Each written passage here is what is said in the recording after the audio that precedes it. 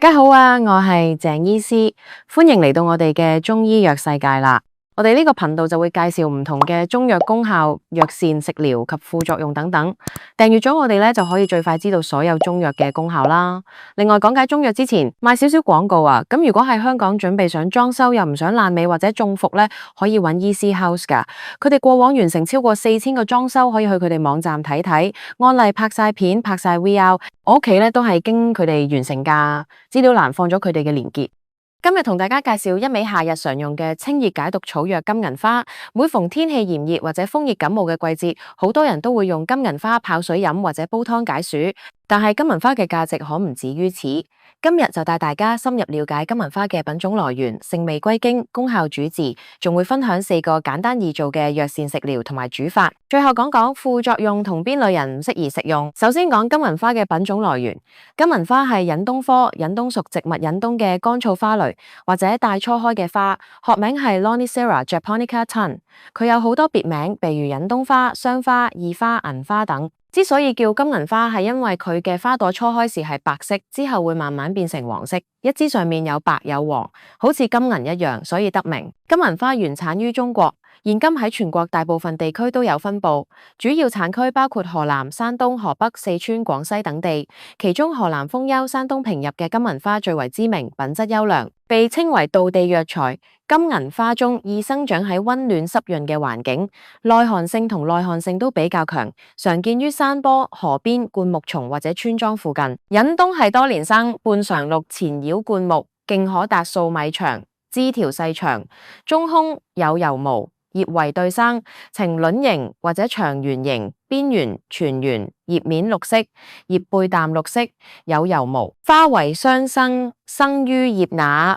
花冠呈筒狀，先端異唇形，初開嘅時候白色，後變黃色，有清香。花期喺4到6月，果實為漿果，球形成熟嘅時候呈黑色，果期喺7到10月。入藥嘅金銀花通常喺5到6月採集未開放嘅花嚟，趁先攤開晾曬，或者用炭火烘乾，避免暴曬，以防顏色變黑影響品質。金銀花嘅藥用歷史悠久，早在2000幾年前嘅《神農本草經》中就有記載，被列為上品書。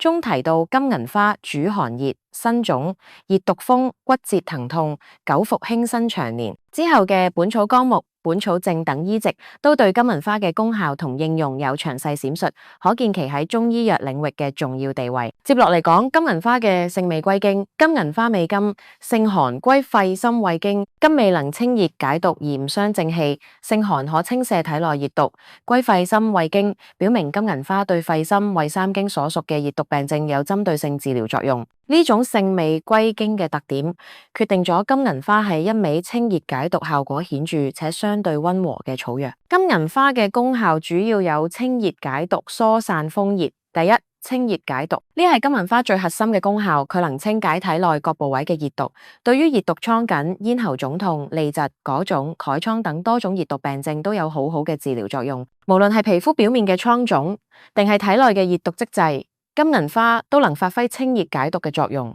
第二，疏散風熱，金銀花性寒，又能夠疏散肌表嘅風熱之邪，對於風熱感冒或者溫病初起，表現為發熱、微惡風寒、頭痛、咽喉疼痛、咳嗽等症狀，有顯著嘅緩解效果，係治療風熱外感嘅常用藥材。再講金銀花嘅主治病症，金銀花主要用於治療風熱感冒、溫病初起、咽喉腫痛、港腫港瘡、丹毒、熱毒血痢等。臨床應用上，治療風熱感冒或者溫病初起，常與連翹、荊芥、薄荷等配伍，譬如經典方劑銀翹散。對於咽喉腫痛，可與桔梗、甘草、牛蒡子等配伍，增強清咽利喉嘅效果。治療腫潰瘡，無論係內服定係外敷，都有好好嘅療效。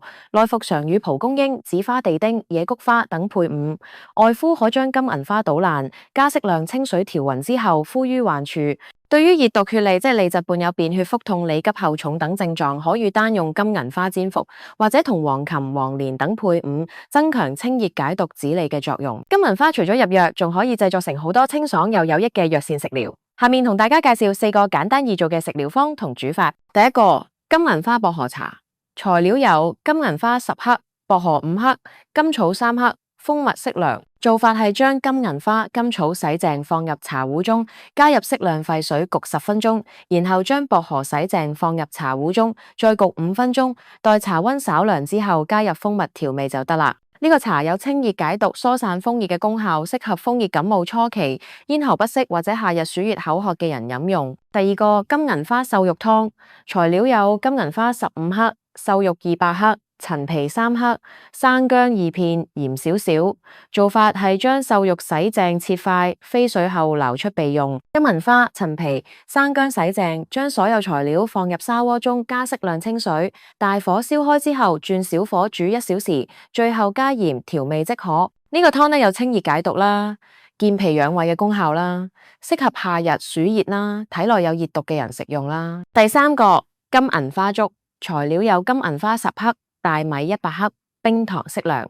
做法係先將金銀花洗淨，放入鍋中，加適量清水，煎煮20分鐘，去渣取汁。將大米淘洗乾淨，擺入藥汁中，大火燒開之後，轉小火煮成粥，加入冰糖調味就得啦。呢個粥有清熱解毒、生津止渴嘅功效，適合熱病初起、口渴咽乾嘅人食用。第四個金銀花冬瓜湯。材料有金銀花15克、冬瓜200克、蔥花少少、鹽少少。做法係將冬瓜去皮洗淨，切成小塊；金銀花洗淨，將金銀花放入砂鍋中，加適量清水，煎煮15分鐘，去渣取汁。將冬瓜塊放入藥汁中，大火燒開之後，轉小火煮至冬瓜熟爛，撒上蔥花，加鹽調味就得啦。呢個湯有清熱解暑、利濕止渴嘅功效，係夏日解暑嘅佳品，適合暑熱煩渴、小便不利嘅人食用。雖然金銀花係清熱解毒嘅常用草藥，但係都有副作用，同唔適宜食用嘅人群一定要注意。首先，金銀花性寒，過量服用或者長期服用容易損傷脾胃陽氣，導致脾胃虛寒，出現腹痛、腹瀉、食慾不振、大便稀溏等症狀。其次呢，部分人可能對金銀花過敏，食用後出現皮疹、燒痕、呼吸不暢等過敏反應。